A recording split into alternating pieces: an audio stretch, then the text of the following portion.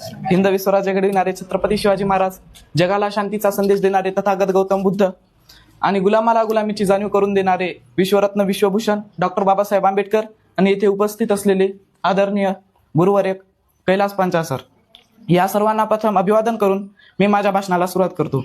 कितीही म्हटलं तरी कुठेतरी संपणारी वाट असते, पण त्या संपणाऱ्या वाटेबरोबरच जन्मणारी नवीन पहाट असते.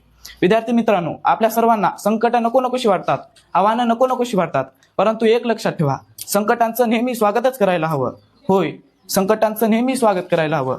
संकट आपल्याला अडवायला येत नाहीत, संकट आपली उंची वाढवायला येतात. अडचणी आपल्याला थांबवायला येत नाहीत, अडचणी आपल्यातल्या क्षमता बाहेर काढायला येतात. अडथळे आपल्याला रोखायला येत नाहीत, अडथळे आपल्यातली कौशल्ये बाहेर काढायला येतात. जर घडायचं असेल, विश्व घडवायचं असेल, तर संकटांशी झुंज द्यायलाच हवी.